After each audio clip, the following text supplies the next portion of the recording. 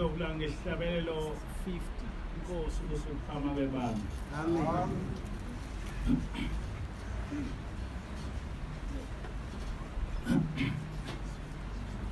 Bonani uvele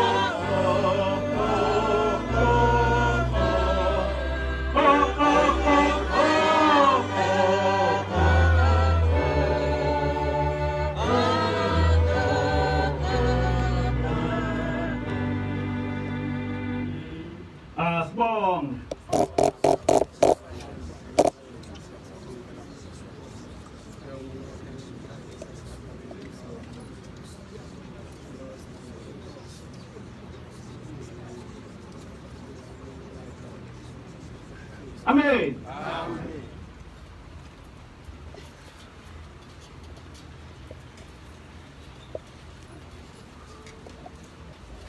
Isihloko sanamhla sithi yenza okuhle emehlweni kaJehova.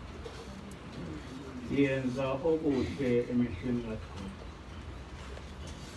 Ngizofunda yona le ncwadi efundwe umkhokheli ekuseni ngoba incwadi enkulu, incwadi eyisisekelo sokukholwa kwethu, futhi incwadi evele ezulwini ukuthi sifundisane ngayo.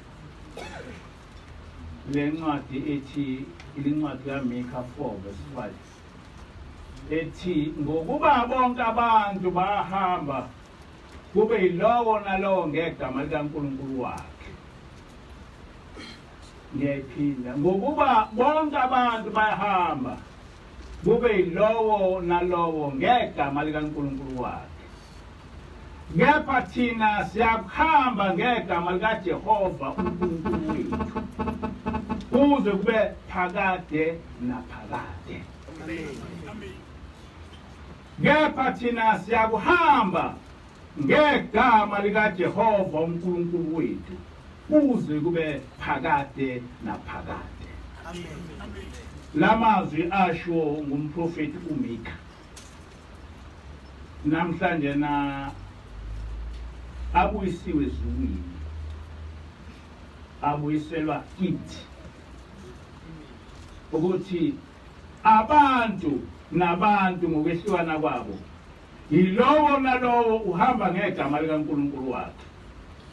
Kodwa thina sinikwe ukuthi siyohamba ngegama likaJehova okuyena uNkulunkulu wethu kwaphakade kwaphakade. Le ncwadi isisekelo sebandla lamaNazaretha kaNkulunkulu. Amen. AmaNazaretha kaNkulunkulu akavunyelwe ukuba abe nelinye igama azohamba ngalo, azothemba kulo, ngaphandle kwegama likaJehova uNkulunkulu wethu kwaphakade naphakade. Amen. AmaNazaretha lawo kaJehova ithina lawo, the Nazareth Church of God.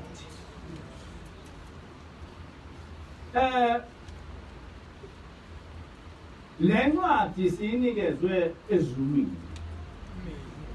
Le ncwadi angikholwa ukuthi nomkhokheli wake wayizwa nami yazongizwa. Kodwa incwadi leyo ebesitrainwa ngayo ingilosi ukuthi yini umehluko phakathi kwamakholwa onke akhona, noma ngamaKristu noma ngamaNazaretha, naleli bandla. uNkulunkulu wafika la emhlabeni wehlela kuMose, wayichaza ukuthi uNkulunkulu oyedwa, akakho omnye uNkulunkulu ngaphandle kwakhe. Wafika uNkulunkulu waletha uJesu, wathi uyisithunywa sakhe uyofundisa abantu ngoNkulunkulu. Emva kokuba uJesu edlulile emhlabeni, abantu basebenzisa igama likaJesu ukwakha uJesu wabo.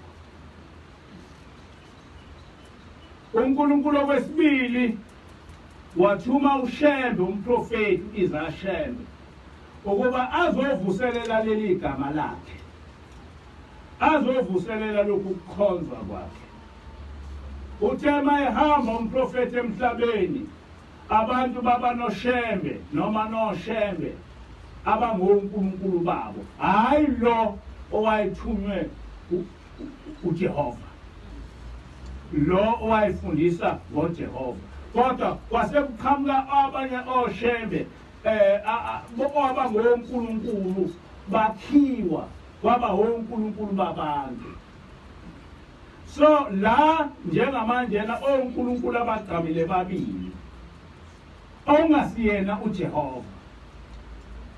Kunonkulunkulu abakhiwa emva kwaJesu. Kwasekuthiwa bangonkulunkulu basebebizwa ngegama likaJesu owayengumHebheru owazalwa uMaria. Kwasekuba khona onkulunkulu ababizwa ngoJesu kodwa abangasahlangene noJehova.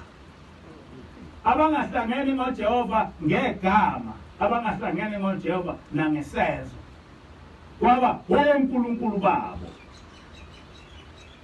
Emva kwaJesu uNkulunkulu wathumela uShembe umprofeti ngenhloso yokuthi evuselele igama likaJehova. Uthe mayehamba uShembe emhlabeni kwaqhamuka abantu bakha oShembe abangonkulunkulu babo. Leli bandla kwasefika ingilosi ithi ngithunyiwe ukuthi ngizovuselela ibandla elinonkulunkulu oyedwa, lo nkulunkulu onguJehova. Yayisisinikeza lencwadi kaMikha 4:5 ukuthi bayekeni abantu bebe namagama onkulunkulu babo. Ngoba umuntu nomuntu unelungelo lokuzakhela uNkulunkulu wakhe emkhosi njengoba bemkhonza. Kodwa mina ngithunyelwe kini ukuthi nizovuselela igama likaJehova leli uMikha owayikhuluma ngalo ukuthi thina siyakuba negama sina siyolandela uNkulunkulu ogama lakhe uJehova kuze kube phakade naphakade.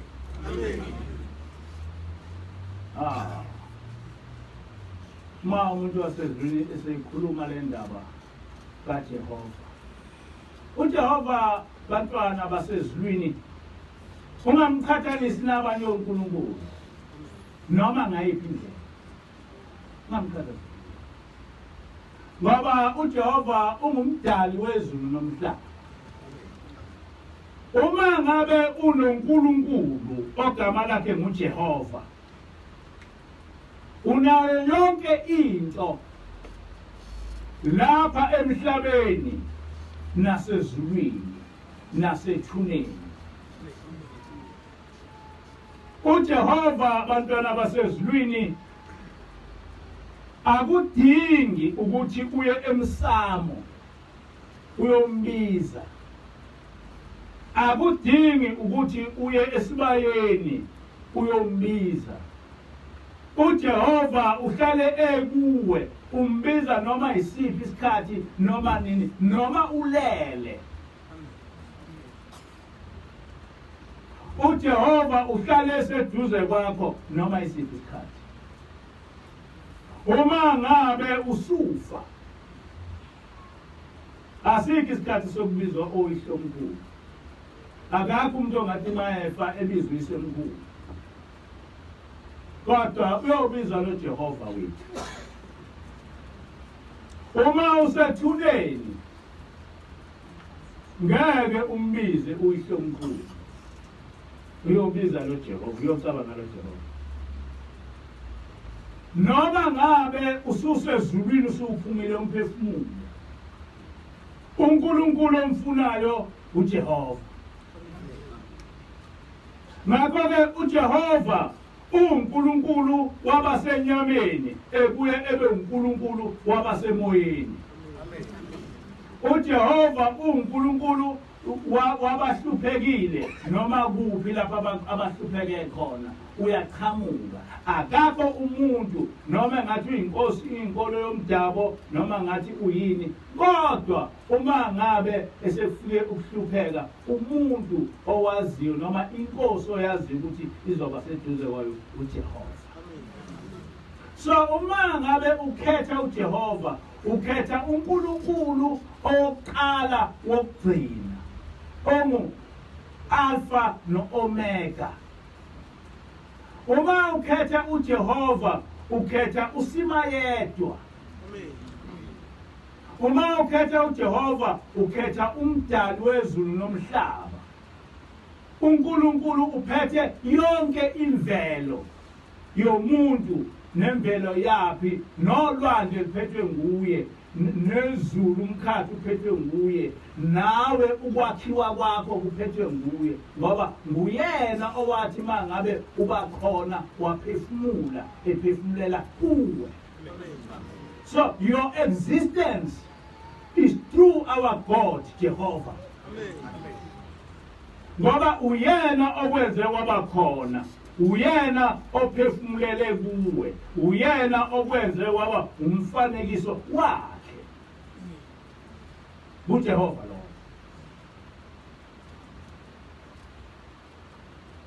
uJehova uyizinto zonke kithi sonke, usidalile. Ngakho-ke ngoba esidalile siyinhlabathi yakhe. uJehova sifundisiwe thina la kuleli bandla ukuthi okokuqala uJehova kufanele simesabe.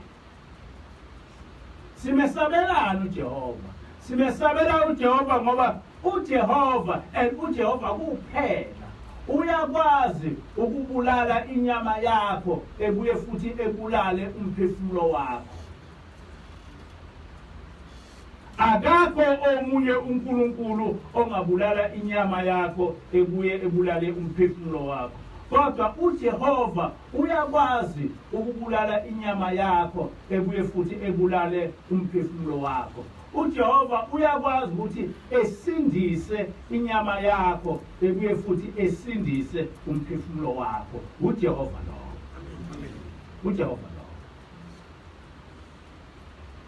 Ngakho-ke uma uhlakaniphile, if you are wise enough, angikhulumi ngelimi kodwa ngikhuluma abantu abahlakaniphile, abantu abakwazi ukubona i-reality of life. Ngoba kukhona abantu abahlakaniphile but abanganayo i-reality of life, abane-fantasy of life. Yabo, abantu abaningi bane-fantasy of life. Kodwa thina sinikezwe amehlo okubona i-reality of life. What is the reality of life? The reality of life is that we are going to die. That is the reality of life. And the reality of life is that when you die, you will account for what you were doing here on earth. That is the reality of life.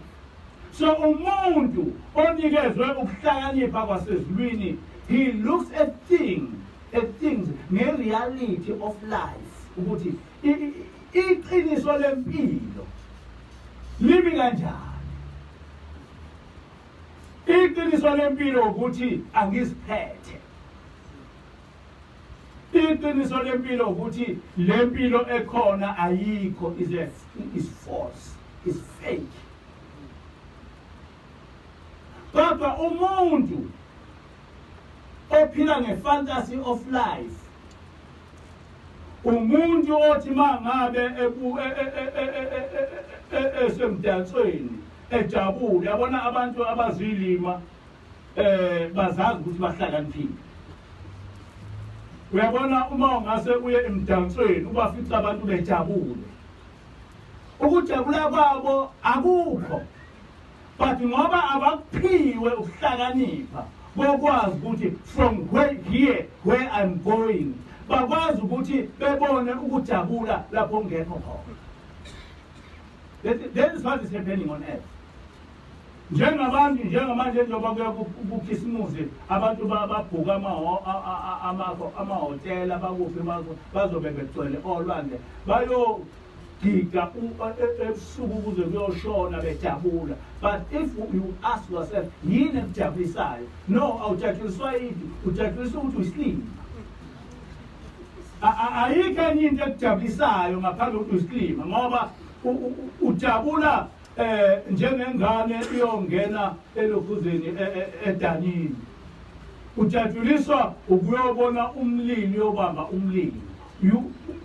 There is uyabona la emhlabeni kukhona abantu abanikezwe iwisdom abakwazi ukubona into ezayo, bese kukhona ama-fools but who think they are very wise, abangakwazi ukubona ukuthi lento engiyenzayo iyaphela, lento engiyenzayo izongigcinisa ehluphekeni. Yabo? Ingilosi-ke ithi ngizonifundisa indaba yasezulwini.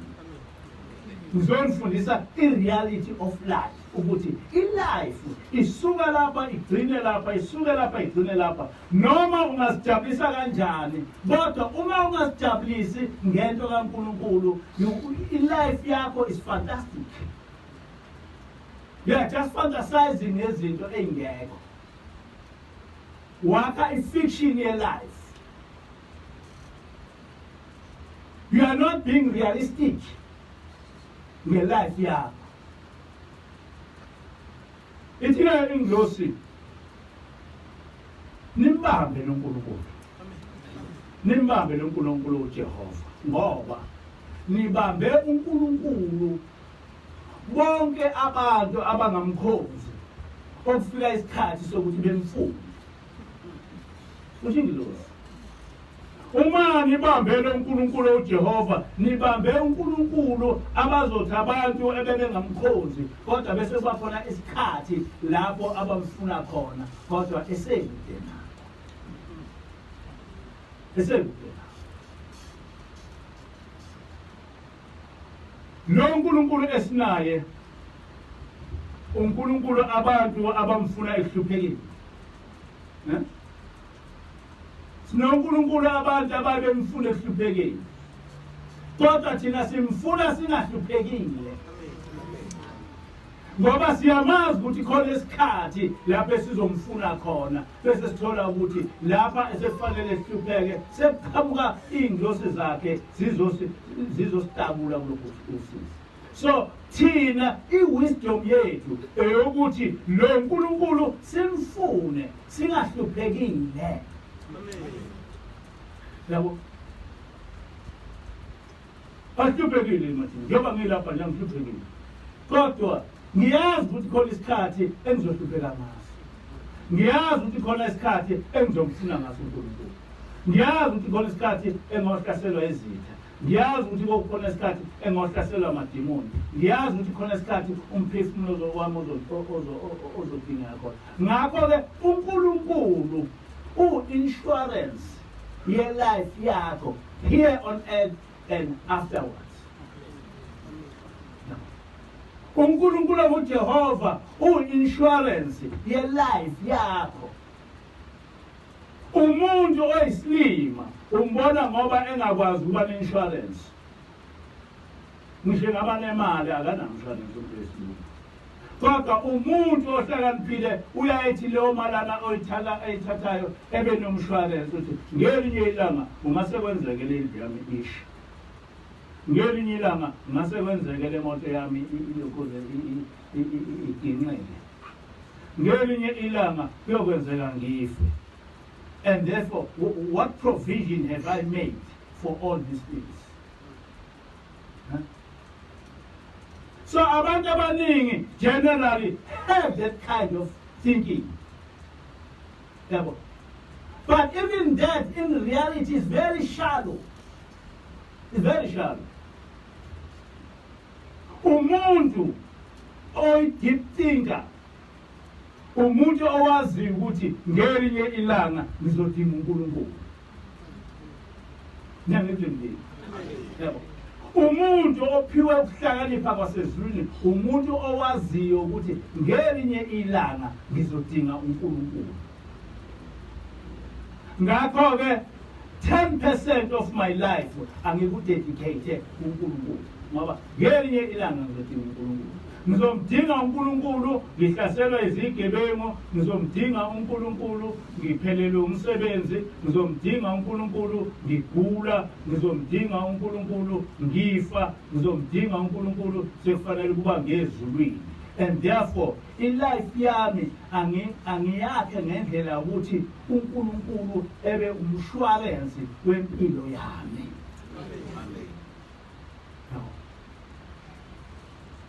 Umshwalensi akabe uNkulunkulu akabe umshwalensi wempilo yakho. Put everything aside and put it for nothing else but for God, Jehovah. No? Kodwa namhlanje baningaba abantu abacabanga ukuthi bahlakaniphile uthule nje uNkulunkulu. Baningaba abantu abahlakaniphile. Ngithena lapha ufanele ukuba wenze into uNkulunkulu ozoyithanda. Ufanele kwazi ukuthi uNkulunkulu okokuqala ufanele umesabe. Okwesibili uNkulunkulu kufanele umthande ngenhliziyo yakho yonke, ngengqondo yakho yonke, nangomphefumulo wakho wonke. Lokhu umuntu okuleli bandla ufanele ekwazi ngekhanda ukuthi okokuqala uNkulunkulu ufanele ngimesabe. Okwesibili uNkulunkulu ufanele ngimthande ngenhliziyo yami yonke, nangengqondo yami yonke, nangomphefumulo wami wonke. Kusho ukuthini lokho? Kusho ukuthi othandweni onalo, uthando lokuqala ofanele ube nalo olwedlula lonke uthando lukaNkulunkulu wakho.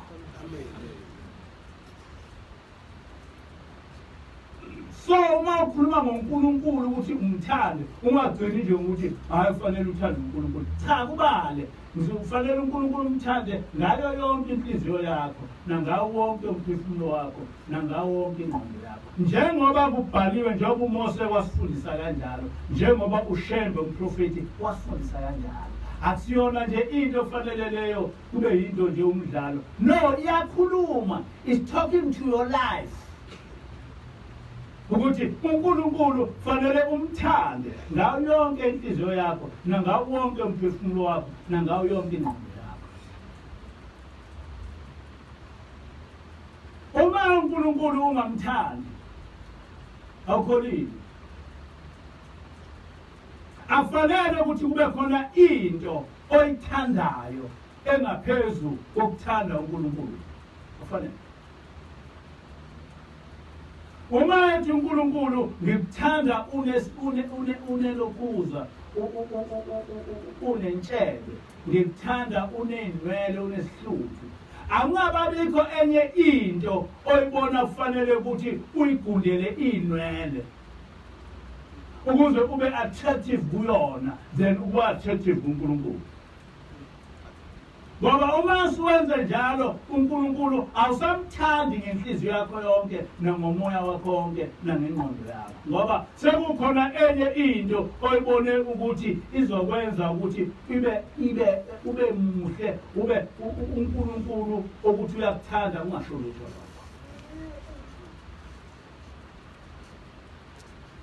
lokho. Uma ethi uNkulunkulu akafuni umuntu ogundile, ungagundi ikhaya.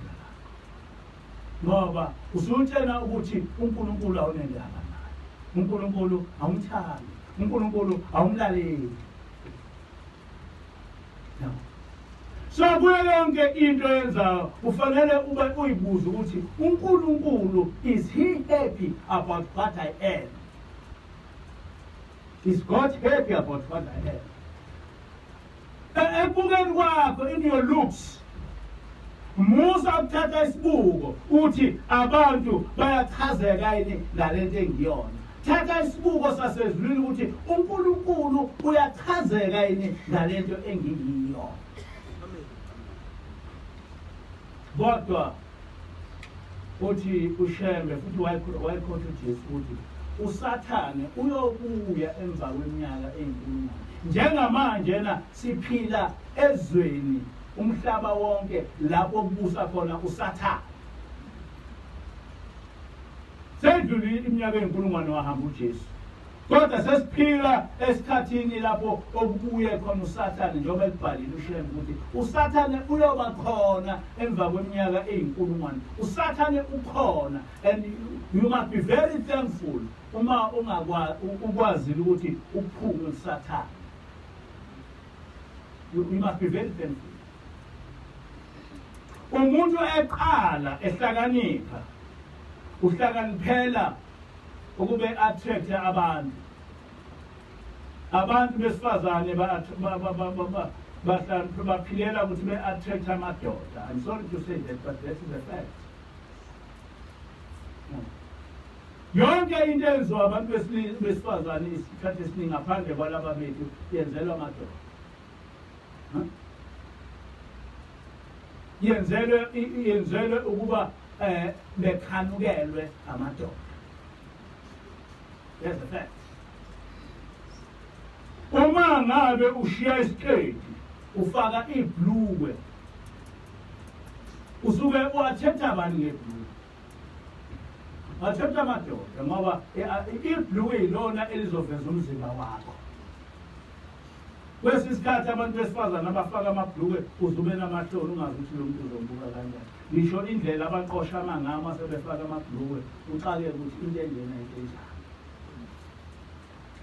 Uma bengafaka ngamabhlukwe bafaka iketi bese zivulwa la ecaleni. Leli cala elivulwa kuthiwa no, noma buka nje ukuthi ithanga lami linjani. Buka ukuthi ithanga lami linjani. And there's no other aim yokuthi kungani kufanele ukuthi isiketi sakho sivulela ngaphandle kokuthi ubiza amadoda ukuthi ekhanukele. Akukho afanele sikhoswe kodwa uSathane unamandla ngendlela ukuthi uyakwazi ukuthi into embi eyenze abantu bebone inhle. Noma into ingabambi kanjani kodwa uSathane uyakwazi ukuyishintsha eyenze ibe yinhle. Namhlanje bonke abantu bagunda amakhanda, baphucela amakhanda. But ukuphuca ikhanda akukubi. Umuntu ophuca ikhanda mubi. Kodwa uSathane ukwanzile ukuthi lento ibukeke inhle.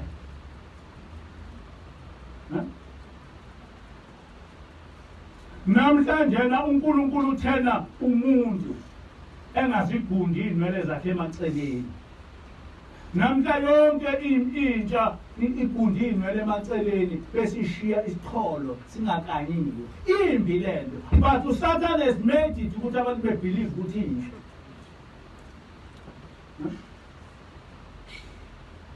Kungenzeka kanjani ukuthi umuntu ongakamile bemuhle? Kodwa uSathane has made it ukuthi ebenze bebelieve ukuthi bahle.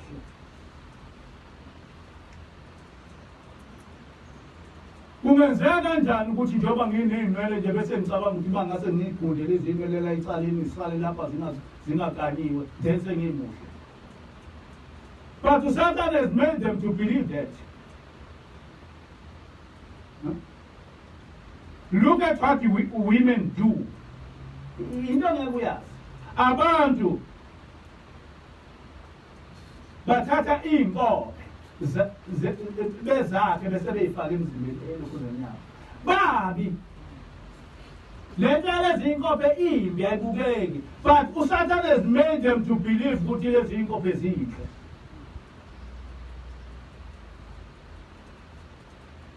Namhlanje namabuye kwamafilimi abantu besifazane bakha amashiya. Lamashiya akhiwe mabi. Kodwa uSathane has made these people believe ukuthi lamashiya mahle. Namhlanje abantu besifazane bafaka amehla ngazi thini le bayifaka begcine benamahla afana namabhunu. Amehla amabhunu into esabekayo. But abantu besifazane have copied it. Yaba ifashion. Isho njalo iNgisi ithi fashion, when you follow fashion, you are identifying yourself noSathane. Akudingekile ukuthi kuze kubhekwe ezulwini ukuthi where you belong. No. There's no need. Akudingi ukuthi ubuzakala ukuthi ubelonga kuphi. Cha. You have already identified yourself ukuthi mina ngisiyena wasezulwini. By very fact ukuthi ugunde ikhanda ususe zonke inwele, you are identifying yourself uqhamuka laphana ukhona uSathane nengilosi ukuthi no, wena you belong this side. Ikhanda lakho has identified yourself ukuthi awusiyena wasezulwini ngoba awukwazi ukuthi ungene ezulwini uyimbucuzi. Awukwazi. Ngayonke lento lena ukuthi umuntu wesifazane uzufaka ibhlukwe akudingi nokuthi kuze kubuzwa izono zakho zobuze esihogweni lapho ukuthi usesikhulu kodwa la ezulwini awukwazi ungena because you have identified yourself ukuthi you don't belong here. You have identified yourself, and therefore into ebalulekile ukuthi okokuqala you identify yourself ukuthi ungwasezulwini bese kubonakala ke izono nazo. But first i-identification yakho ukuthi ngenkathi uphila i-identification yakho ithini. Have you identified yourself ukuthi ungwasezulwini noma u-identified yourself ukuthi ungwasehogweni?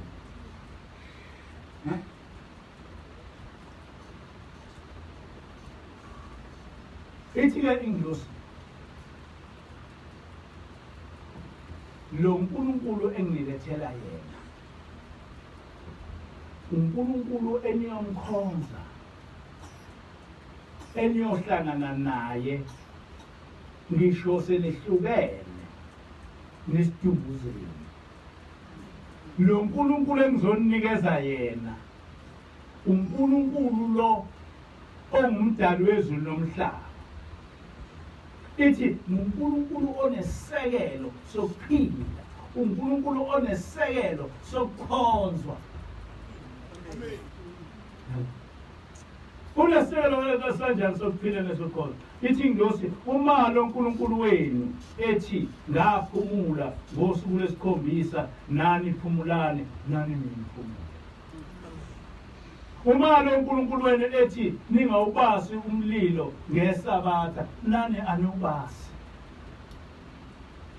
Unkulunkulu onenkolo enesekelo sokuthi siyamkhonza ngoba yena wenze lokhu. Ithi ingilosi unkulunkulu lona weSabatha engizonikeza yena, unkulunkulu owadala izulu nomhlaba waphumula ngosuku lwesikhombisa. Nikhonza lo nkulunkulu.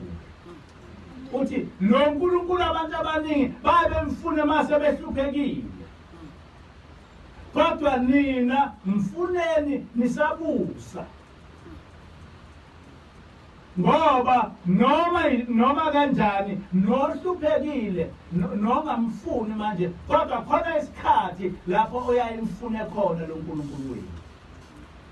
Lo nkulunkulu engizonikeza yena unkulunkulu ofunwa yibo bonke abantu uma sebehluphekile. Nina-ke mkhonzeni ningahluphekile ngoba uyohlala eseduze kuyo. Uzohlala eseduze. Manje-ke ngithi-ke ingilosi sinikeze incwadi kaMikha 4 verse 5.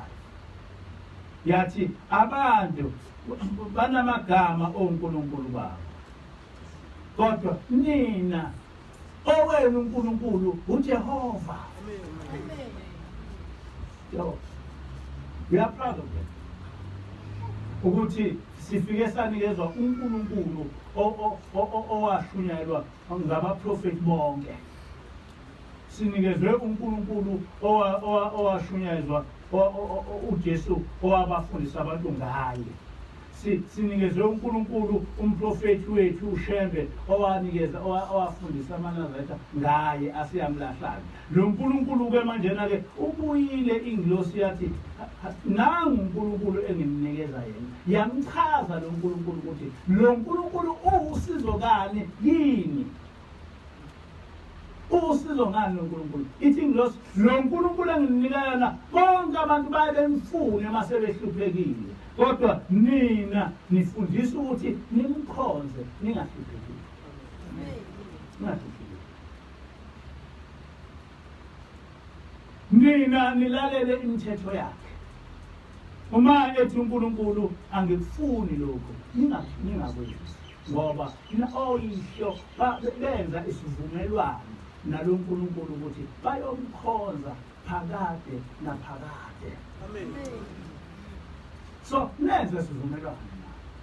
Lo nkulunkulu wenu wanenzela yonke into. Hey bakithi angazi noma ngiyicaba nje. Ukuthi okhokho bethu bake baphila iminyaka engama40 bethola ukudla ezulwini. Can you imagine that? Iluphi uthando ofuna ukuthi uNkulunkulu ebonise lona? Ukuthi ngoba laba abantu bahamba endleleni baze bazala nezingane zakhula zaze zadana. Baphela u40 years unyaka eminingi. Kodwa bethola idina no isapha nebreakfast beyithola ngokudla okuvela ezulwini. Benokudla kwemihla ngemihla abangakudeli ngendlela okwakumnandi ngayo. Akuyona imithi leyo. Kodwa kwathi mase fika abelungu basebethi no, this is a myth. Akuyona imithi, that is a fact. Lento futhi akuyona into yasemandulo. Into nje na which is about 3,000 years back. uNkulunkulu wasitshengisa bantwana abancane ukuthi ukhona. uNkulunkulu wasitshengisa ukuthi uyasithanda. Yabo. Wasitshengisa mhla uNkulunkulu wasitshengisa ukuthi ukhona, uNkulunkulu wasitshengisa ukuthi uyasithanda, uNkulunkulu wasitshengisa ukuthi usomandla. Yabo.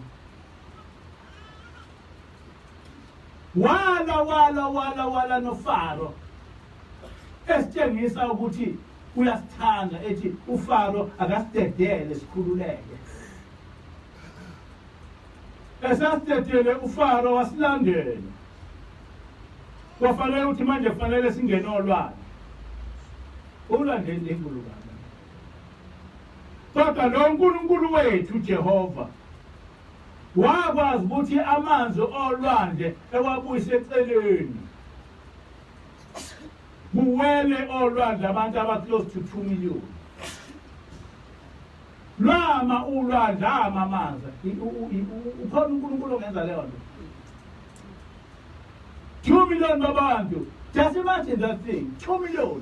Bangena abantu olwandle, bangena abantu bakaJehova olwandle, bangena abantu bakaJehova. Oh, sinoNkulunkulu esimali sinoNkulunkulu. Amen. SinoNkulunkulu esimangalisi. Bangena abantu abako2 million abakhonza uNkulunkulu abathandwa uNkulunkulu. Bangena.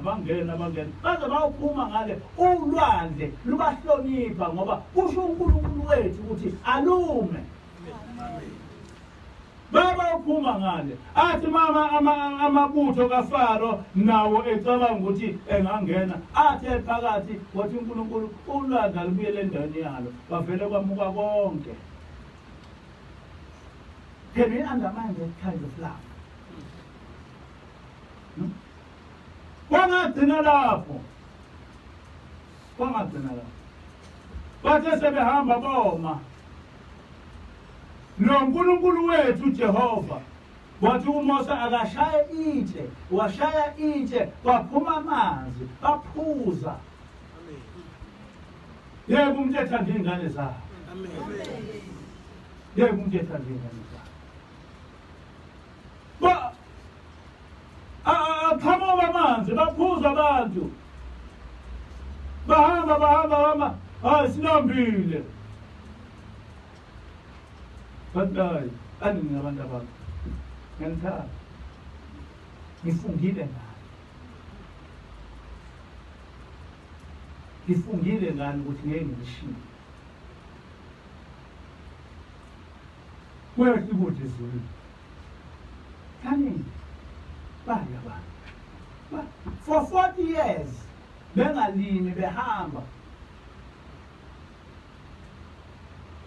beganana khona la elokhuleni ehlanu bezala abantwana bengaguli abantwana akaze kube khona izifo ezake zavela elokhuleni abantwana baka-Israyeli behamba noNkulunkulu akaze abantu baka-Israyeli behamba noNkulunkulu begule ngisho iy'ngane zabo ayizange zagula akho muntu wakwafa for 40 years behamba noNkulunkulu abazange baze bagule for 40 years behamba noNkulunkulu abazange baze balamba lutho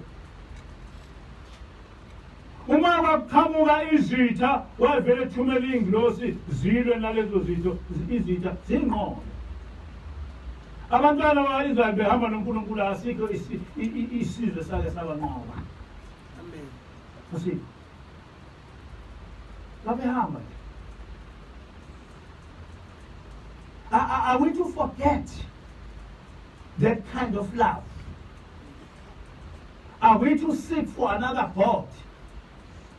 Imuphi uNkulunkulu esizomthola ofana lo uNkulunkulu wethu uJehova? Ngoba uJesu uthunywe uJehova, ngoba uShembe uthunywe uJehova. Manje na imuphi uNkulunkulu ozoqhamuka manje bese simkhonza ngaphezu kwaJehova ngoba uJesu usifundisa ukuthi uJehova uyinto yonke. Ngisho esifundisa ukuthanda kwathi asiyothi Baba wethu osezulwini.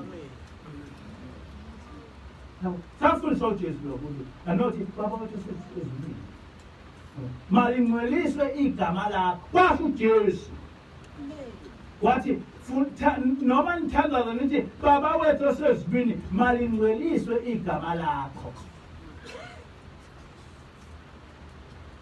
Umbuso wakho Baba wethu osezulwini mawuze emhlabeni. Intando yakho Baba osezulwini mayehlele emhlabeni yenziwe emhlabeni njengoba yenziwa ezulwini. This is the teaching of Jesus Christ. Amen. This is the teaching of Jesus Christ. Manje laba sebethi manje na uNkulunkulu asithi uJesu sisithatha lokho. Ngoba uJesu wakhuluma ngobaba wethu osezulwini owathi lokhu kuzafanele igama lakhe lingcweliswe. uJesu uyena owathi imithetho kaNkulunkulu ayigcine emhlabeni njengoba igcine ezulwini. Manje lona seshintsha manje esikhatheni sethi hayi uJesu uthatha lokho. uShembe uyena owasitshela wathi siyibandla likamenzi wezulu nomhlaba. Manje na lo Shembe senguNkulunkulu uphumaphi? Phumaphi? Ngizobabona oShembe abaNkulunkulu bazokwenza.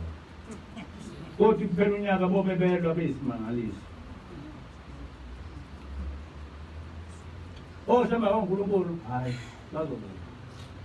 Thina esikhonza uJehova silokhu siyithulela. Asisho lutho. Yini esikhatha sizo? Ngoba ubabe ilanga wasitshela wathi funani uShembe womoya ngoba uShembe wenyama uzophela. Bathi abantu hayi thina sizomakha mayeseqedwe ukuthi thina sizomakha. Bamakha. Nabo oShembe bomoya bayalwa, nabo imenyama bayalwa. Kodwa ithi ingilosi lithi ngithunywe ukuba ngizonikeza uNkulunkulu onguJehova. Lo uNkulunkulu onesisekelo eniyomkhonza ngesisekelo. Uma ethi ngaphumula ngosuku lwesikhombisa nani phumula nani bese niyaphumula. Uma ethi lo uNkulunkulu ngeSabatha ningawubasi umlilo ningihloniphe ningawubasi.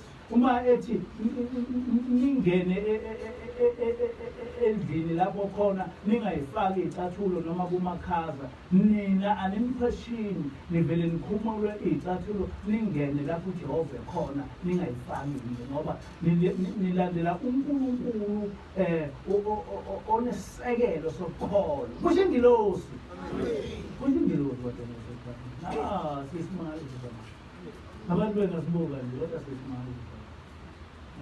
Namhlanje sesaziwa mkhokheli njengabantu abazi iBhayibheli. Asazi iBhayibheli.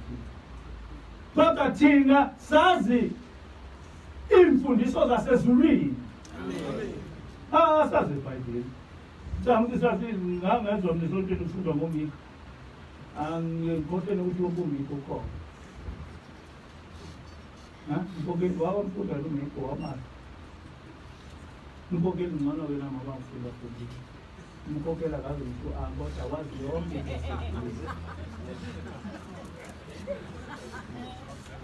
uyazi yonke. So ukuthi umkhokheli ngafunda umiko wayemaze lapho umkhokheli. Thina sazi zonke iy'ncwadi zaseBhayibhelini, oHoseya, olokuza, iy'ncwadi engafundwa nje la emhlabeni. Ingilosi vele iqhamuke nje ithi nangu uHoseya uthi. Nangu Amosi uthi. Iqhamuke ney'ncwadi esingakaze size sizizwe ikhulunywe emasontweni. Mfundani nangu uMika uthi. Bese kuthi hayi, hey laba bantu babalazi iBhayibheli. Yes, siyalazi iBhayibheli ngoba abantwana basekuqameni ningasithathi kancane ezulwini. Amen. Ningasithatha kancane ngoba semhlabeni kodwa ngoba sezulwini ningasithathi kancane. Ngoba siyathanda ezulwini. Amen. Siyathanda. And I'm proud of them. Khona omunye oshilo lapha kuFacebook wathi lo muntu lona uyazazi. Ngiyazazi ngempela. Amen. Masenzela wena uNkulunkulu ngiyazazi. Ngiyazazi. Ngoba uNkulunkulu yini ozoyisaba uma uthanda uNkulunkulu. Yini ozoyisaba uma uthanda uNkulunkulu. Yini ngempela ofanele sisabe njengoba sithanda uNkulunkulu. Njengoba njena siney'ncwadi okufika ingilosi ezulwini ithi fundani uMika 5, fundani uHoseya, fundani leya ncwadi. Iy'ncwadi engakaze ezifundwe emhlabeni kodwa thina kuthiwa siyifunde. Kuthiwa lezi ncwadi lezi zincwadi ezenu. We are proud. Abantu basibukela phansi kodwa ezulwini siyinto enkulu kabi. Ezulwini wethenjwe thina. Ezulwini wethenjwe leli bandla ukuthi ngaleli bandla abantu bayomazi uJehova. Ngaleli bandla abantu bayomazi uJehova. Ngakho-ke thina asenze yonke into ezothi masiyenza ithande uJehova. Ithando kodwa nazi ukuthi nezitha ziningi. Njengena nje lapho esontweni ngangithola i-private call. Kukhona abangihlaselayo. Abazi ukuthi angisebenzi. Mina ngihamba noNkulunkulu ophilayo. Amen. Ngihamba noNkulunkulu ophilayo. Angesabe umuntu basethembezini, angesabe wasebuhleni, angesabe umKristu. Ngihamba noNkulunkulu mina. Amen. Ngihamba noNkulunkulu. Angicali futhi ukuba ngibe proud of that ukuthi ngihamba noNkulunkulu. Ngakusho vele abathe edangeze ngathi angikwazi ukwenza into mina ngihamba noNkulunkulu. Mina ngihamba nalo uNkulunkulu owayehamba noShadrach noMeshach noAbednego. Amen. Laba owathi mabe befakwe esithandweni somlilo batholakala sebebane bedraya esithandweni somlilo. Mina ngihamba nalo uNkulunkulu owayehamba noDaniel owafakwa emphandweni weingonyama, ingonyama zahlala naye. Mina ngihamba nalo uNkulunkulu owayehamba noMose owathi mangabe befika olwandle lwavuleka. Mina ngihamba nalo uNkulunkulu. Yabo. Ngakusho lokho ngisesesikoleni bethi angibalekela ama-students ngathi yokungazana ngikwazi ukubaleka. Uma uNkulunkulu engangivikelanga that is unfortunate. But ngikubaleka ngikwazi. I can't imagine myself running. Lokungazalwa ngikwazi ukubaleka. Mase fika isikhathi sokuthi uNkulunkulu engibulale engivumele ukuthi ngife ngibulalwe abantu but ukuthi ngokubona ngibaleka ngikwazi ukubaleka. Angifuni nomuntu ukuthi ezekhuluma ethi hey ngimxoshile. Uxoshe bani? Uxoshe bani? Ngafike ngithuna uNkulunkulu bese ngixoshwa umuntu. ngibaleke nje impela ngicela umuntu. Ngiyacela uNkulunkulu ukuthi manje ngithathe ngilokho. Ngingangithi ngicabanga ukubalekela umuntu. Beqinisile lo ukuthi uyayiqhenya lo bani phela ngiyaqhenya. Kodwa ngiqhenya ngoNkulunkulu wami. Amen. Ngiyayiqhenya.